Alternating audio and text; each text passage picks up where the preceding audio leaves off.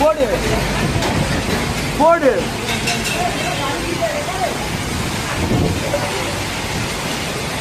என்னன்னா வரிசையை கம்பி கிம்பினா உங்களுக்கு